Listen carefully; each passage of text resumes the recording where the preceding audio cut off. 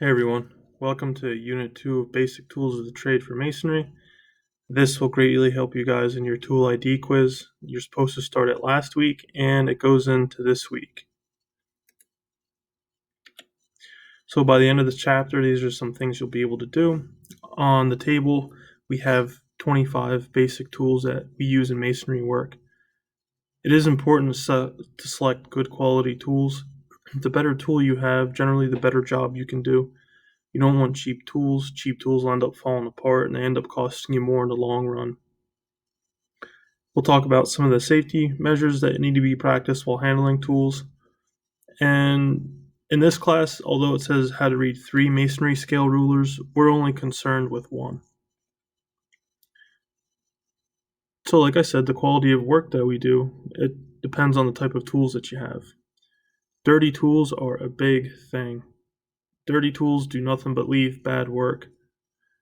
They're hard to work with, and it's easier to clean them at the end of the day, or when you start getting buildup on them. You should purchase tools that are well known.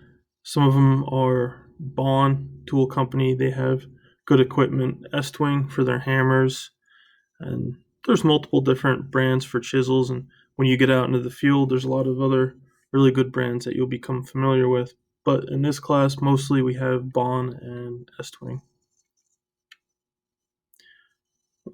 So this is your trowel here. Now, we have one like this on the table. This is just your brick trowel. These are important when we're talking about keeping it clean. You want to keep your handle clean because if not, you'll get buildup and on your hands, and it's not worth it because they get beat up throughout the day. The blade, always make sure that your blade is clean. Sometimes you'll get a little buildup here, here, here, and on the backside, and it makes life difficult for no reason. One sign of a quality tool is a lot of times you'll see these shanks. Some of them are just tack welded in, and those tend to fall apart pretty easy. What you want to look for is one that's a solid piece.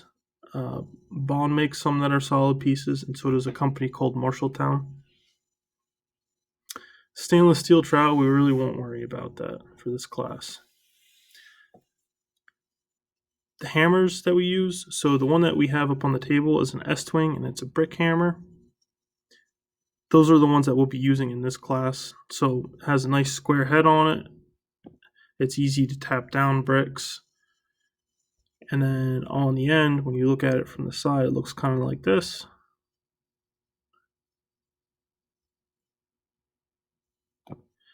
This is a chisel end on it, and that allows you to split bricks, trim block, instead of having to bring a chisel with you all the time.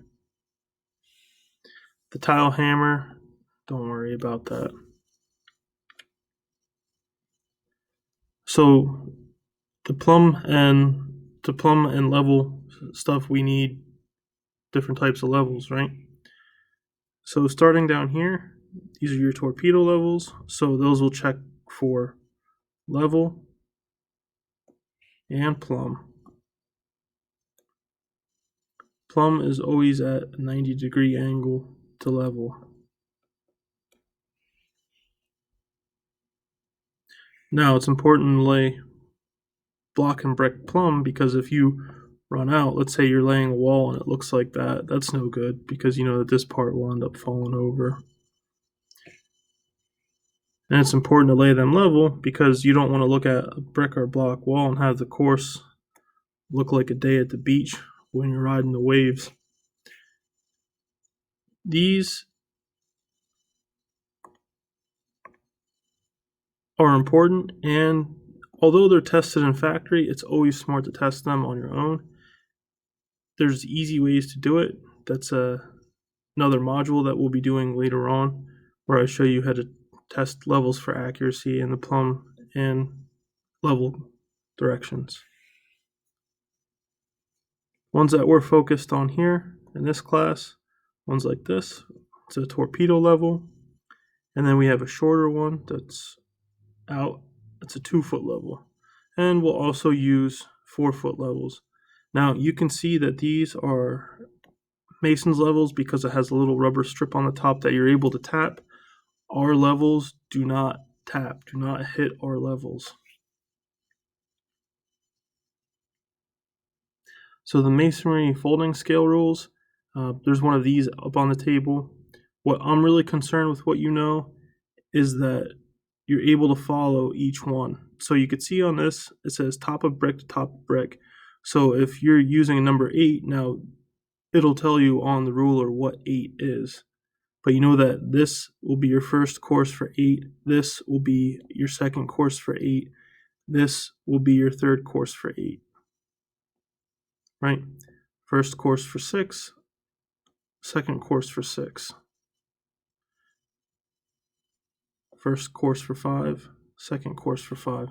And the reason they do that is because all brick are different height, and that'll allow you to make sure that your joint spacing is what it needs to be, depending if you're doing pin joints or if you're doing like a 3/8 joint. We'll get more into that when you guys start laying brick and block. So the brick set or blocking chisel, we have one up on the table. It looks kind of like this. And that gives you a nice clean edge when you're trimming a brick or a block. Now you can still do it with your brick or block hammer, but this will give you nicer finish work than what your hammer will.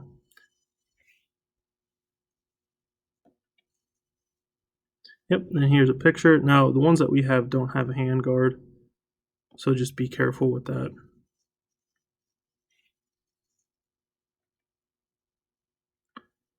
The plugging or joint chisel. Now these are for if you're going to be repointing. And they look something like this.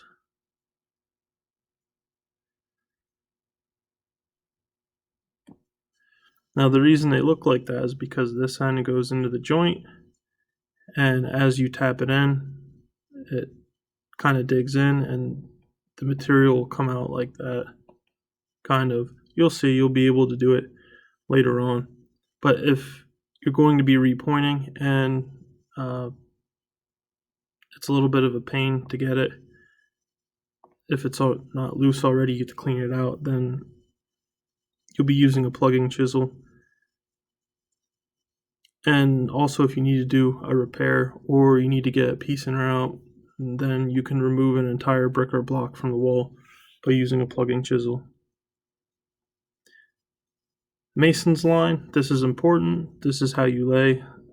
It'll allow you to lay it straight and it'll allow you to lay it at the same level.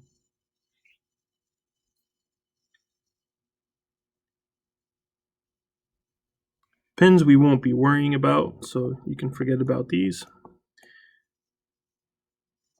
What we are worried about is this one, your trig, and this one, your line block.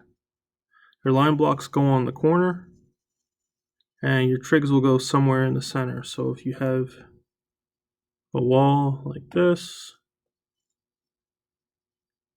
you start with your leads first.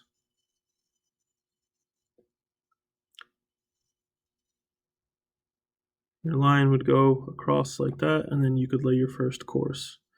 Now, as you go on and the length that you're laying gets longer, that's when you want to put a trig in the middle. And if this was longer, then you'd have to do a little bit of layout. But then come up, and let's say you're going to lay this course here, the second course. Then you can put your trig here. You just put a brick or a block on top of it, and it'll hold the line at the same height, going all the way across. So it's hard to see in the picture that they have here, but when you look at it, it has a little bump in it like that. And right through here is where your line goes. So in this class, we won't be too concerned about the rake out, the grapevine, or the V-joiner. What we do have are a convex joiner and a slicker. This is your slicker here. And this is your convex joiner here. Another one that we have, it's for tuck pointing. It's like that, and you can see that this one here is curved. We also have one that's just flat. There's no curve in it at all. You can use that for tuck pointing. You can call them a slicker. You can call it a striking iron. There's a lot of different names for it. Mason's brush. This is just for cleaning up work. So generally they look like an oversized paintbrush.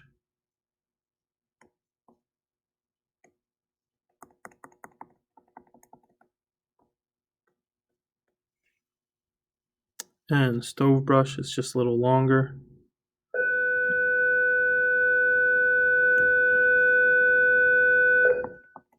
We'll get more into this when you guys have to start laying block and cleaning everything. Steel square. There's a small one up on the table. Looks kind of like that. That's just to make sure that you have a nice 90-degree edge, or 90-degree corner, I should say.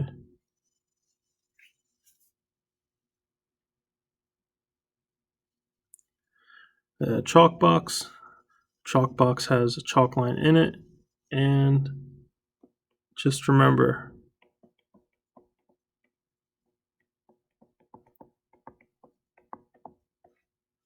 red chalk stains.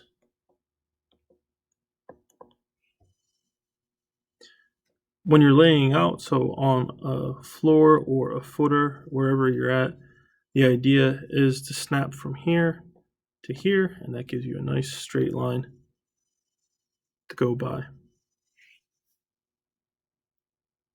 That tool bag, you guys really won't be carrying these unless you decide to go into the field. We have some in the tool closet, but I wouldn't be too concerned with it right now. Grout bags, we won't be using those, but they are if you're doing stone pointing and stuff like that. It's pretty easy to point stone with these, and again, Bond Tool Company. So like I said before, spend money on good tools. You don't need to get bad tools, because if they break, then you're out of them. And tools, when you're in the trades, are how you make money, so choose carefully. Yeah, this is important. You'll see a lot of these at a lot of the big box stores that you go to, Home Depot or Lowe's. They'll be half the price, and they're half the quality, and they'll last half as long. And again, if you're doing it all the time, it pays to get good ones. So I hope this helps you guys with the quiz that you need to take this week. And some of the trickier tools on the tool ID are listed in here now. So if you have any questions, make sure to ask.